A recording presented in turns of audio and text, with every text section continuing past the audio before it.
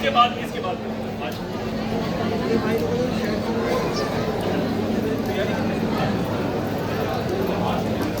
एक बार जोरदार नारा लगाएंगे, भारत माता की, इनकलाब, आम आदमी, आम आदमी। आज के कार्यक्रम की अध्यक्षता कर रहे गाजियाबाद के जिलाध्यक्ष डॉक्टर सचिन शर्मा जी, हमारे बीच में मंच पर आसीन आम आदमी पार्टी के चुनाव समिति के अध्यक्ष, निवर्तमान प्रदेश के अध्यक्ष भाई सबाजीत सिंह जी, पश्चिम प्रांत के अध्यक्ष भाई सोमेन ढाका जी, गाजियाबाद जिले के प्रभारी हमारे साथी पूर्व विधायक नितिन त्यागी जी, यूथ विंग के जिलाध्यक्ष पंकज अवाना जी, महिला विंग की जिलाध्यक्ष प्रदेश अध्यक्ष नीलम यादव जी, पंचायत प्रकोष्ठ के प्रदेश अध्यक्ष विनय पटेल जी, CYSS के प्रदेश के अध्यक्ष बंसराज दुबे जी, व्यापार प्रकोष्ठ की प्रदेश अध्यक्ष डॉक्टर छवि यादव जी, खेल प्रकोष्ठ की प्रदेश अध्यक्ष मीनाक्षी श्रीवास्तव जी, हमारे बीच में पूर्व सैनिक प्रकोष्ठ के प्रदेश के अध्यक्ष साथी अशोक कमांडो जी,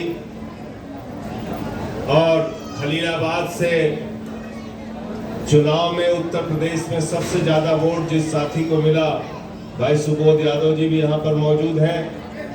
हमारे साथी संजय चेची जी बिलासपुर से, उनकी पत्नी चुनाव जीती हैं चेयरमैन का, वो भी यहाँ हमारे साथ मौजूद है। और इस बार अगर उत्तर प्रदेश के परिणाम को हम लोग देखें, हमारे महानगर के पूर्व अध्यक्ष भाई निमित यादव जी जो यहाँ से चुनाव भी लड़े हैं, मैं सबका, सभी जिला अध्यक्ष पश्चिम प्रांत के जो यहाँ पे मौजूद हैं, उन सभी का हृदय से स्वागत अभिनंदन करता हूँ।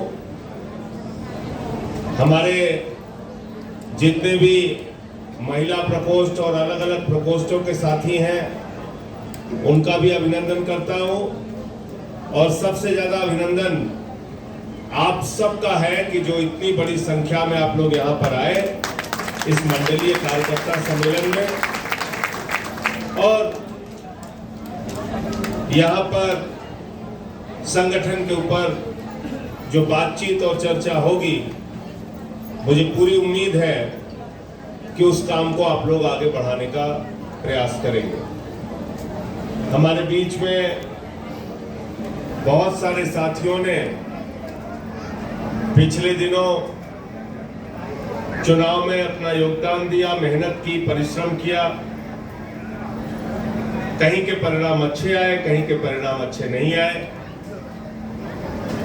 लेकिन उसकी चिंता करने की जरूरत नहीं है।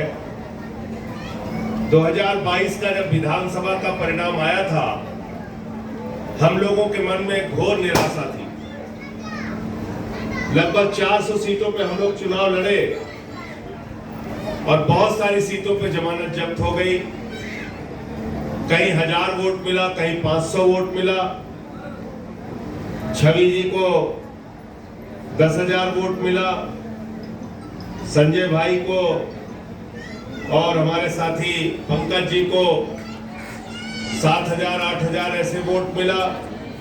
26,000 वोट हमारे साथी सुबोध भाई को मिला, और हमारे एक दूसरे साथी सीट से चुनाव लड़ रहे थे रुदौली की, उनको भी लगभग 25,000 वोट मिला था। इसके अलावा हम लोगों को पूरे प्रदेश में कहीं अच्छा वोट नहीं मिला। तो मन में निराशा होती है, स्वाभाविक है, सारे लोगों के मन में निराशा हुई कि क्या बताएं, हम तो चुनाव लड़े, हमारी जमानत जब्त हो गई, वोट में तब्दील नहीं हुआ लोगों का समर्थन और प्यार। तो मैंने उस दिन भी कहा था अपने साथियों से कि मैदान छोड़ के भागना नहीं है, जो भी जनादेश जनता ने दिया है उसको स्वीकार कीजिए, जनता के बीच में रहिए, जनता के लिए लड़ाई लड़िए, जनता के लिए मेहनत करिए और जनता आपको एक दिन परिणाम जरूर देगी।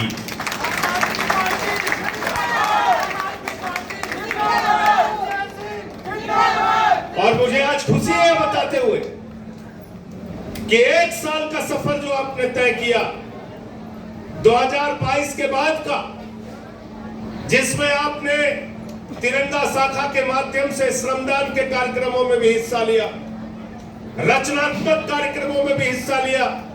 मुझे याद है हमारे गाजियाबाद के साथियों ने और हमारे यूथ के प्रदेश अध्यक्ष पंकज अवाना जी और इनकी टीम ने, जब मैं यहाँ हिंडन नदी की सफाई करने के लिए आता था तो सारे लोग मेहनत से उस कीचड़ को साफ कर रहे थे। जैसे हमने उस कीचड़ को साफ किया, ऐसे ही उत्तर प्रदेश के राजनीति के कीचड़ को साफ करने के लिए आम आदमी पार्टी का एक एक कार्यकर्ता काम करेगा। हमने आंदोलन भी लड़े किसानों के लिए। मुझे याद है ट्रैक्टरों में किसानों के साथ हमारे साथी सोमेन ढाका जी आज किसान आंदोलन में शामिल हुए। अनशन भी रखा, 3 दिनों का अनशन रखा मेरठ के अंदर कमिश्नरी में। किस लिए? उनके फसल के दाम के लिए, उनके मुद्दों के लिए। जब अपने शरीर को गलाओगे, अपने शरीर को तपाओगे तो जनता का समर्थन आपके साथ होगा। घर बैठे रहोगे तो जनता आपका साथ नहीं देगी।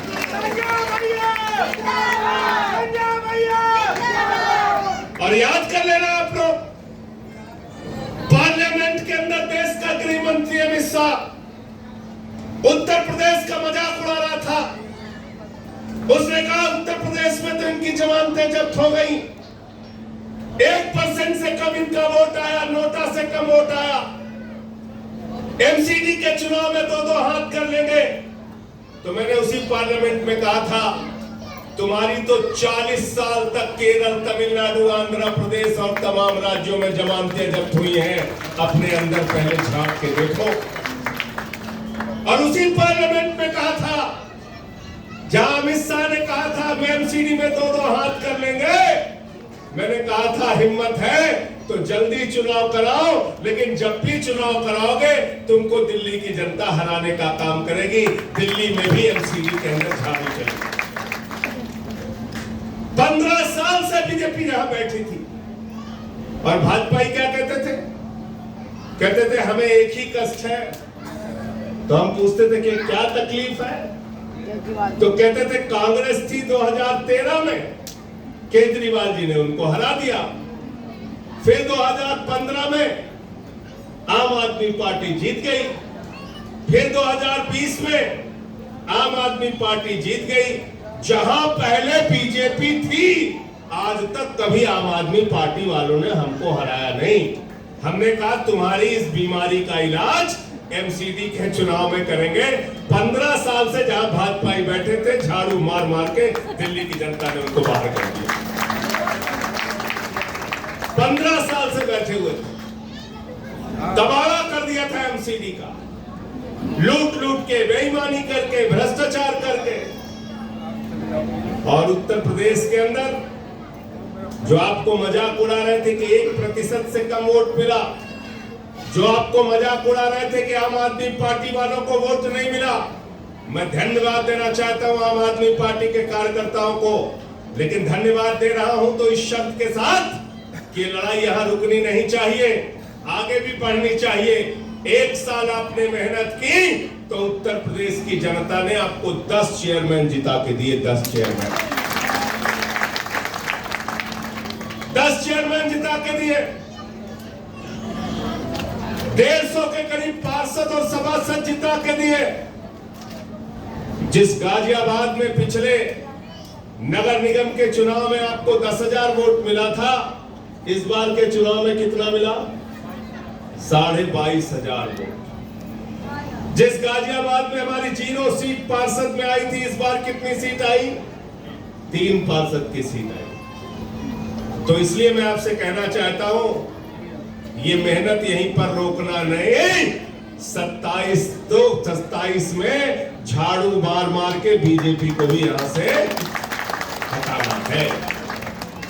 27 में झाड़ू मार के बीजेपी की गंदगी को भी यहां से साफ करना है। और साथियों और दोस्तों, ऐसी ऐसी सीटें हम लोग जीते इस बार, अप्रत्याशित, जिसके बारे में कोई सोच नहीं सकता। रामपुर में लोग कहते थे आजम खान साहब का सूरज नहीं डूबता। उस रामपुर के अंदर एक मामून शाह, वहां के हमारे साथी, उनकी पत्नी को वहां चुनाव लड़ा गया। 2 दिन पहले ही शादी हुई थी। रामपुर की जनता ने कहा अपने बहू को आशीर्वाद भी देना है, वोट भी देना है। 11,000 वोटों से वहां के चेयरमैन की सीट हम लोगों ने जीती। 5 चेयरमैन की सीट अकेले मुरादाबाद मंडल में आम आदमी पार्टी जीती।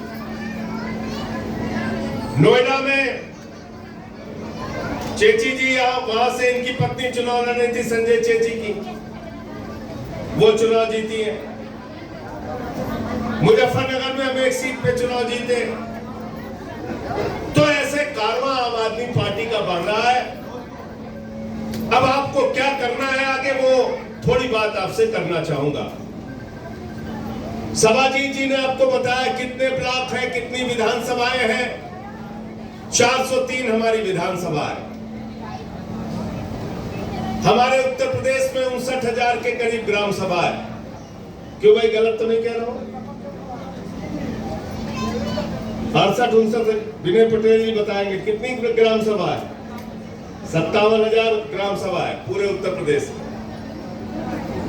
403 विधानसभा है। 850 के करीब ब्लॉक होगा। 822 823 ब्लॉक है। 823 ब्लॉक, 57,000 के करीब ग्राम सभाएं और 403 हमारी विधानसभा, 75 हमारे जिलाध्यक्ष। अब आपको करना क्या है? जिला की कमेटियां बन रही हैं, उसमें थोड़ा सक्रिय लोगों को शामिल कीजिए। जो जिला की कमेटी का पदाधिकारी बने, को भी कुछ समय बाद लगता है कि मैं जिला सचिव बन गया, हमसे कुछ पार्टी काम तो कहती नहीं।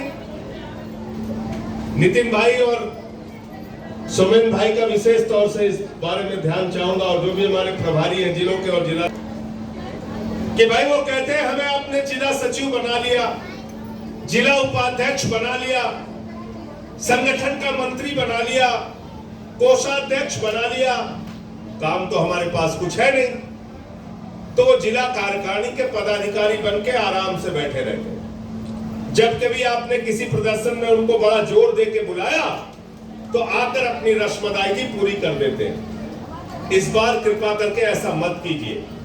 जिसको भी जिला कार्यकारिणी में जगह दीजिए, उसको कोई ना कोई वार्ड, कोई ना कोई विधानसभा, कोई ना कोई काम जरूर दीजिए और उसकी रिपोर्टिंग कीजिए हर महीने उसकी रिपोर्टिंग कीजिए कि जो विधानसभा अपने अपने जिला सचिव या उपाध्यक्ष को दिए वहां जाता है कि नहीं जाता, वहां जाके मीटिंग करता है कि नहीं करता, वहां जाके संगठन बनाता है कि नहीं बनाता। क्योंकि अगर हम सालों साल सिर्फ संगठन बनाने में लगा देंगे तब तो फिर आपका काम आगे बढ़ने वाला नहीं है। फिर तो जिन लोगों से हम लड़ना चाहते हैं उनसे नहीं लड़ पाएंगे, क्योंकि आपको बीजेपी की शक्ति समझनी पड़ेगी, आरएसएस की शक्ति समझनी पड़ेगी। ये महा झूठे लोग हैं, लेकिन बावजूद इसके अपना झूठ फैलाने के लिए गांव-गांव में संगठन बना दिया है। तो आप अपना झूठ फैलाने के लिए एक तरफ बीजेपी का संगठन है, आरएसएस का संगठन है, दूसरी तरफ अपना सच फैलाने के लिए आम आदमी पार्टी का संगठन होना चाहिए कि नहीं होना चाहिए बताओ।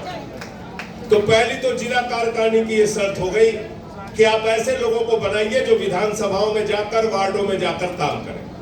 उसके बाद विधानसभा की कमेटियां बनाइए।